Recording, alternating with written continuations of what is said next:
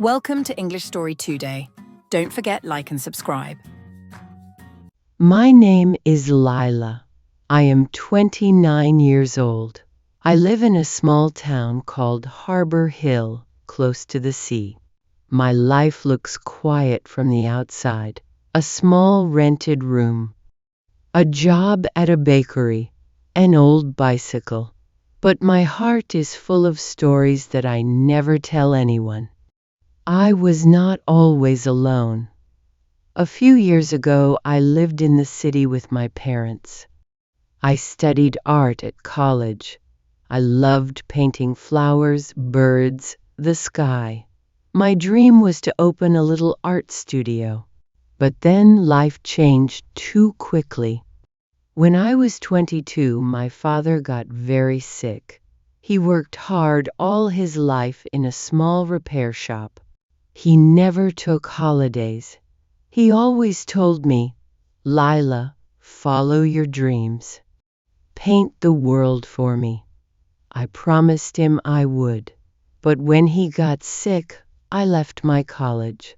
I stayed home to help my mother. We sold many things to pay for hospital bills. My father fought hard, but one winter night he left us forever. After that, my mother and I moved to Harbor Hill because we could not pay the city rent anymore. In the new town, I worked many small jobs, cleaning houses, working at the bakery, helping old people with shopping. My mother missed my father so much. She stopped laughing. She stopped eating well. She sat near the window all day. One rainy night, she went to sleep and did not wake up again. I felt like the sky fell on me. I was alone in the world. No money, no family, no dream anymore. I stopped painting. I stopped singing. I stopped living. I just survived. I woke up every morning at 4 a.m., went to the bakery, made bread, cakes, tea for customers. I smiled at them. I said, "Have a nice day," but inside I felt empty. I came home, made tea for myself, sat by the small window and watched the sea. I asked the sea, "Why me?" But the sea never answered. One evening when I was closing the bakery, a man came in. He looked tired and lost. He asked, "Is it too late for coffee?" I was about to say, "We're closed." But something in his eyes made me say, "Come in, sit down." His name was Eli. He was new in town, working as a fisherman. He came from a big city too, but left because he wanted peace. He said, "City lights are bright, but they don't warm the heart." I liked that line. He came every evening after that.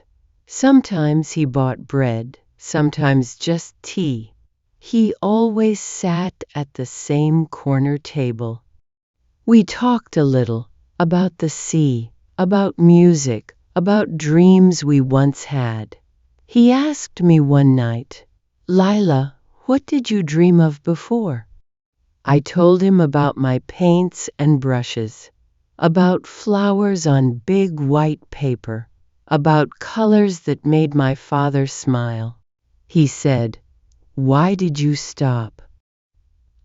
I looked away. Life needed me to work, not dream. One rainy night, the same night that reminded me of my father, I closed the shop and stepped outside. Eli was waiting with an umbrella. He said, "I'll walk you home." I said, "It's okay, I'm fine." He smiled. "I know. But you don't always have to be fine alone." We walked slowly. The rain fell soft on the umbrella. When we reached my small house, he said, "Lila, You are like a lighthouse. Even when you feel empty, you show light to other people. I didn't know what to say. Next week, I came home from work and found something on my doorstep, an old wooden box of paints and brushes. A small note said, "For your flowers, your birds, your sky, paint again, Eli." I sat on the floor and cried. I cried for my father, for my mother, for all my lost dreams. Then I picked up a brush. My hand was shaking, but I put blue on white paper. It was not perfect, but it was alive. Every evening Eli came, sometimes with bread, sometimes with fish from the sea. He never asked for anything. He just sat with me while I painted again. He told me about his struggles too, how his father was never proud of him, how he felt small in a big world, how the sea made him feel strong again. One evening, he looked at me and said softly, "Lila, you saved me too. I was lost when I came here. I found you, and now I'm home." I felt my heart open. I was scared. I said, "Eli, I am still broken. My heart has cracks." He touched my hand and said, "It's okay, Lila. Light comes in through the cracks." Spring came slowly.